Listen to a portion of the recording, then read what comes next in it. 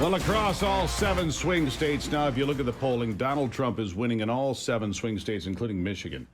As I've said numerous times, North Carolina and Georgia, I don't believe, are in the swing state category any longer. And as you look across the country, whether it's a two-way race between Joe Biden and Donald Trump or a 5-way race that includes RFK Jr. and others, Donald Trump continues to come out on top because of his domination in the issues. People can look back right now and say, what did I pay for gasoline 4 years ago? How expensive was my Easter dinner 4 years ago? How is Bidenomics affecting us compared to what we had 4 years ago? And people across the board are not happy with where we are. In fact, more than 60% of voters in the United States say we are heading in the wrong direction. 62% of voters in the U.S. is moving in the wrong direction in advance of the 2024 election, according to a brand new poll. But it depends on who's answering the questions. All right? It depends on who's answering the questions. But 60% of us say we're going the wrong direction. One of those reasons, the brutal murders of Lake and Riley in Georgia. More recently, Ruby Garcia in Grand Rapids. It's put a glaring spotlight on the open border policies of Joe Biden and Alejandro Mayorkas, and frankly, the entire administration. Both young women among a growing number of Americans that have become victims of the Biden administration's refusal to close the border or to admit by repealing dozens of executive orders put in place by former President Donald Trump. They are costing Americans their lives every single day. And that's why the open border has become far and away the #1 issue in America today, and one that could certainly decide the election in November. Joining me now is the former president, Donald Trump. And you know, like the rest of us, sir, it does not have to be this way. Thank you for being here. We need to fix this problem. Well, you're right. There's never been anything like it. Nobody's seen anything like it. And we had the safest border in the history of our country 3.5 years ago. And now you look at it, and it's the worst border in the history of the world. There's never been a border where millions of people are allowed to pour into a country. And many of those people are criminals. They're releasing their jail populations from all over the world, not just South America. You know, everyone thinks it's South America, and that's bad to start off with. But all over the world. Last night, they had people from the Congo enter the country, and they lived in prisons, okay? These people are coming in from all over the world and at levels that nobody's ever seen before. It is sick. It's not even believable that somebody could think this is a positive thing. And they don't want to turn around their policies. I guess they don't want to admit they're wrong. So our crime rate goes up. Yeah. Venezuela, their crime rate, I don't know if you saw this stat, it just came out. Venezuela crime is down 67%. They got all their gangs out of the towns and cities. They're all living happily in the United States. I'm sure you're thrilled. Yeah. But they're living happily in the United States. They took their gang members, their gangs. They took their drug dealers. Everybody's being deposited into the United States. But it's not Venezuela only. It's everybody is doing this. Isn't it? They're emptying out their jails and their mental institutions into the United States. And these people are sick that allow this to happen. Either they're very stupid or they hate our country. Or both. But to allow this to happen to our country, and the levels, the numbers are astronomical. And you're going to see crime at levels that nobody's ever seen before, because these make our criminals look like nice people. Don't you find it remarkable, Mr. President, that the Biden administration, Joe Biden and all the rest, act as if they are completely helpless, can't close the border, except for the fact that they overturned something like 94 executive orders that you had in place to secure the border prior to leaving office. And they act as if we're helpless. This is the United States of America. We can close the border, can't we? You can, as your president, you don't need any legislation. I didn't have it. I didn't need it. I just closed the border. I said it's closed. You can come into the country, but you have to come in legally. You know, we want people to come into the country. They have to come in legally. They have to be checked out. I had a policy, remain in Mexico. Now, you think that that was easy to get with Mexico? They had hundreds of thousands of people in Tijuana, which is near the border, right next to the border, and hundreds of thousands of people, and they couldn't get in until they were checked out. And many of them, I could say most of them, were not allowed into the country, and they had to go back to where they came from. And we had a very tough policy. Just think of that. catch and release. We did catch and release, but we were, in our form of catch and release that we had with, with Obama and with Biden. They released them into our country. They'd catch criminals and release them into our country and say, come back in 5 years for a court case, which nobody ever came back. I had catch and release. I'd release them into Mexico, okay? They were released into Mexico, and Mexico stood it. Now Mexico, I don't know if you've seen the latest, Mexico wants $20 billion a year just to talk. And we call that extortion, by the way. They did everything I wanted them to do. Yeah, we call that extortion. I had remain in Mexico, and they were 100% okay with it. And they were because it was a negotiation. And I said, you send us a vast number of cars. They stole 32% of our industry over the course of 25 years of our car manufacturing industry. They have the biggest plants. They have massive plants, and they're building more plants now. They weren't under my administration. I said, any more plants you build, we're going to tariff the hell out of the cars coming in, so you're not going to be able to do it. I'll tell you, something else is happening that a lot of people don't know. China now is building a big car plants in Mexico, very big, the biggest in the world, actually, to make cars and to send them into the United States. Now, if we got to win this election, this is the most important. When we win, if we win, I got to say if we win, because these guys, they cheat, and they did. If we could have an honest election, they would have no chance of winning. And we think we have it pretty well locked up. But they are professional thieves when it comes to elections, and you know that better than anybody. But we will put a tariff on those cars. So think of it. China's coming in, building plants in Mexico, not even in this country, in Mexico, going to make cars and going to sell those cars into the United States. But they'll be Let me ask you something about China. So high that none of those cars will be coming into the United States. Yeah, let me ask you something else about China. Mexico now wants $20 billion just to sit down and talk. A year, $20 billion a year, just to sit down and talk. Yeah. I gave them nothing. With me, it was the exact opposite. They did whatever we wanted them to do. And it's what's extortion. happening is unbelievable. Yeah. So they want $20 billion a year to sit down and talk. And Biden, I think, is going to accept that. Oh, we wouldn't. It's crazy. And you wouldn't. It's extortion. You know that, and so do I. I want to ask you something about China while we're on that topic, if I may. Because China is also the source for the components that create fentanyl that's brought over our border by the cartels that are dangerously in charge of our border. How do you hold China accountable for those illegal drugs flooding in, killing what, 100,000, 125,000? How do you hold China and Mexico, I guess, both accountable for all of those Americans dying and all that poison coming into our country?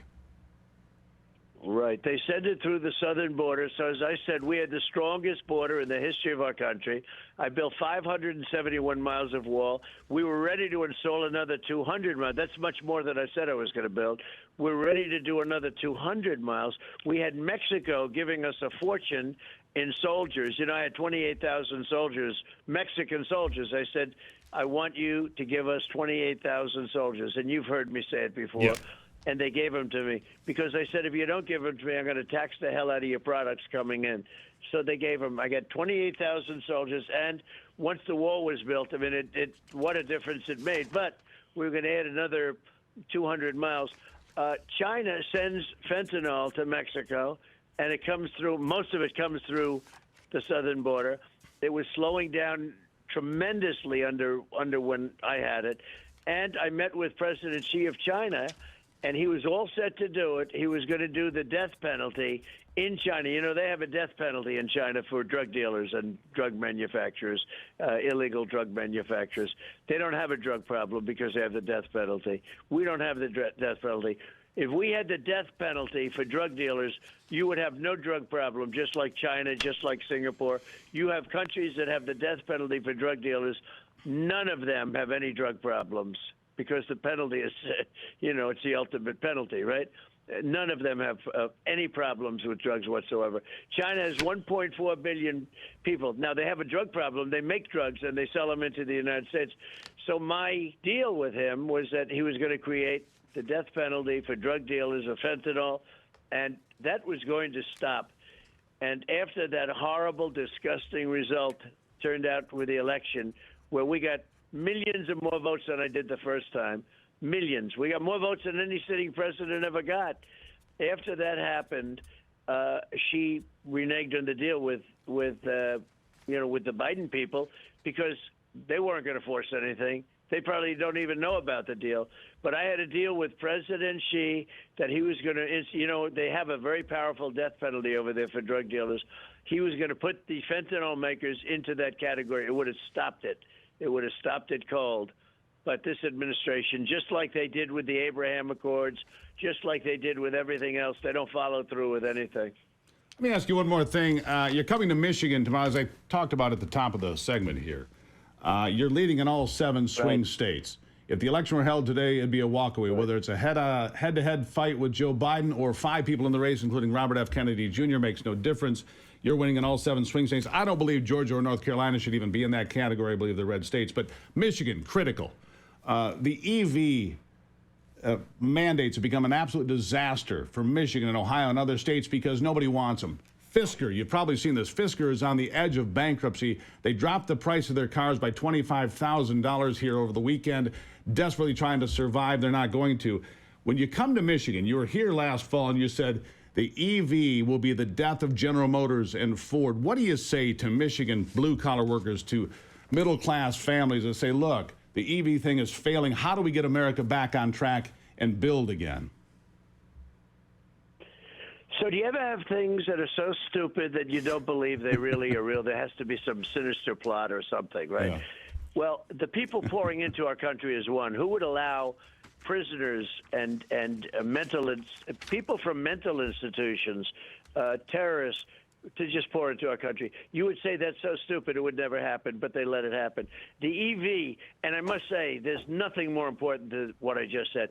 Millions of people are coming in, and they're world-class criminals. The jails are being emptied out, the mental institutions. There's nothing that's a bigger thing than that. But the EV is another one at a smaller level, because there's nothing that's so country-threatening as what they're doing to our country with all these criminals coming in. But at a smaller level, the EV is the same thing. I say, who would be so stupid to force people to buy cars that they don't want, that don't go far, that cost too much, and that are all going to be made in China? United Auto Workers is going to be, that man that made this deal with the United States to allow this to even be talked about is a criminal. He's going to destroy the United Auto Workers and all auto workers, whether they're United Auto Workers or whether they're auto workers. You're not going to have any cars made in this country, because with the EV mandate, they have all the materials. They have everything that's necessary for the batteries, everything else. We don't. They do. What we have is a thing called gasoline. We have more gasoline. We have more oil and gas than any other country. We have more under our beautiful land, and we don't use it. We're getting it now from Venezuela. Can you believe it? These things are not even possible to believe. Venezuela, by the way, their crime is down 67% because all of their gangs have been moved from Venezuela to the United States of America. The gangs, their prisons are being emptied out, and this is not only Venezuela. All over the world, prisons are being emptied out and they're being deposited into the United States. And also, mental institutions are being emptied out, and some of the most insane people in the world are being dropped into the United States of America. This country has never been in a position like that. Getting back to the electric car, they don't go far, they cost too much, and everybody should be able to buy one if they want one, but you have to get, if you want a regular, nice, beautiful, where you put gasoline in the tank and you can drive for hours and hours and hours, and do what you want, which a lot of people want. 5% of the people have electric, 5%, and that's about what want it. It's probably, that's about probably 5%. What want it. Yeah. You can't build the chargers. Do you know that to build the chargers necessary to do the electric cars would cost more money than the United States has? The United States would go bankrupt. It would cost $5 trillion to build the chargers. They talk about we're going to build chargers. And we don't have the electric capacity. We don't. And by the way, the electric capacity is made through petroleum products, okay? Yeah. The whole thing is so crazy. So they're trying to force people, and now what they're doing, is spending massive subsidies so that people buy these cars. The United States is spending trillions of dollars so they buy these cars. And in the end result, the difference is minimal. Actually, some people say there is no difference. If you have the hybrids and the regular, the regular beautiful cars that you hop into and you turn them on and you can drive forever, the difference environmentally is very little. In fact, any. You could say that I've heard people say it's not even decipherable, the difference. Yeah. We're destroying our country for reasons that don't even exist. And the electric car will never work. It's never going to be. It's going to be fine. And I believe in everybody that wants an electric car should have one. But most people don't want it, and they won't because they have problems with them. They don't go far, and they don't work in cold. When I won the Iowa primary, it was 40 degrees below zero. You never saw so many electric cars on the road that were abandoned. Yeah. I mean, it was because they don't work in cold weather. They do this not. is just another one of the little minor problems. Well, they're the big topics. So we're going topics. to end the EV mandate on day one. Good. We're going to bring jobs to Michigan like nobody's ever seen. We're going to bring the auto industry back to Michigan like I was starting to do. You didn't have all these plants being built in Mexico during my administration because I told them you're not going to sell cars into the United States if you build these plants. Right. It's incredible what they're doing, and they're destroying our country in so many different ways. But when you mention auto manufacturing, you're not going to have any auto jobs in this country. They're all going to be made in China and other countries. Yeah. There are the big topics: the open border, the economy, including EVs and manufacturing jobs in Midwestern states like Michigan, Wisconsin, where you'll be tomorrow as well, Pennsylvania. So I greatly appreciate you taking the time. I know that you're busy, but these are the big topics. Green Bay tomorrow, Michigan as well. Thank you for being here today, Mr. President. Well, thank you. And just to not end on such, because it's such like a depressing call. Everything we talk about now is depressing. We're going to turn it around. We're going to get it done. We're going to be a big car manufacturing country again, and we're going to just turn it around. And we're going to we have to deport. We're going to deport these criminals that are coming into our countries at levels that nobody's ever seen before. We're going to make America great again, in other words. President Donald Trump, thank you. Thank you very much. Thank you. Greatly appreciate it. There you have it. 45th President of the United States. Long conversation covering the border, EVs, the economy, things that impact voters, things that impact people like you and me. And the mandates. He talks about us being in debt, which he's right about, by the way. And we're giving away all of this money to pick up EVs and so forth. Doesn't make a lot of sense, does it? No, it really doesn't, because if people don't want them, why would I subsidize my neighbor's car? And the big takeaway today of all of this is the crime associated with illegals coming in. That's why he's coming into Michigan, the brutal death of Ruby Garcia, following the brutal death of Laken Riley in Georgia. These are stories. These are terrible, horrible stories that move the electorate. By the way, you can catch this entire interview again at stevegruber.com. Check the podcast. It's there. You can go back and listen to it, share it with your friends, evaluate what was said here today. And then, of course, tomorrow he'll be in town. I'll be over in West Michigan as well to cover his appearance here in my home state. All right. I'll take a break and be back with some final thoughts here on The Steve Gruber Show.